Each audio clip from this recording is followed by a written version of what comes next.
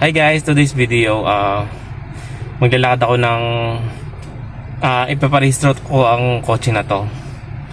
So gusto ko lang ipakita kung ano yung step by step kung paano magparehistro ng kotse.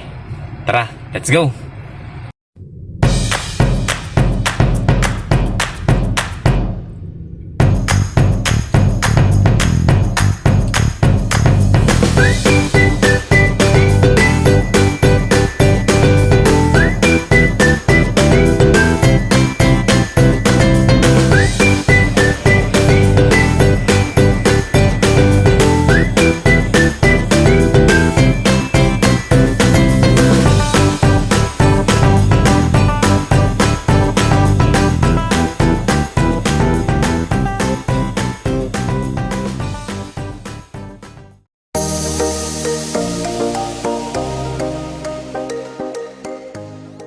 Guys, mag-emission test na kami.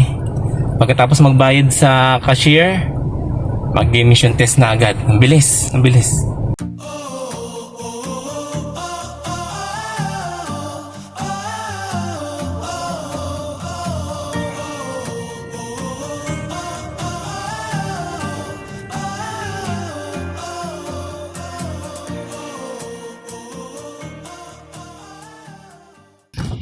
Okay guys, pagkatapos sa inspection, balik sa parking.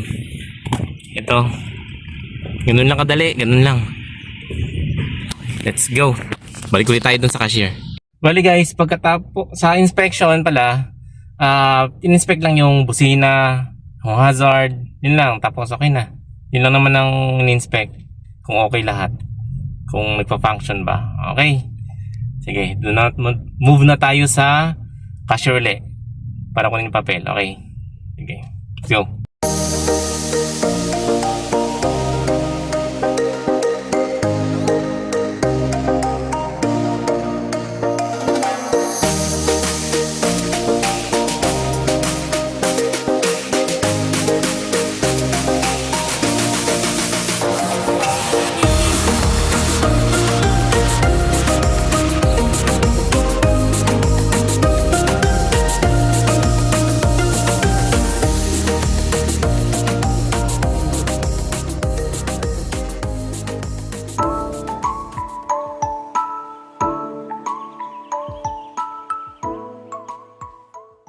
Bali guys, ang nagastos ko sa lahat ay umabot ng 3,780 ang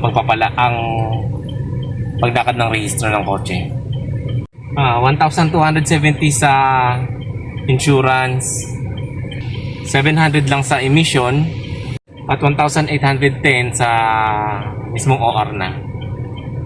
Guys, okay.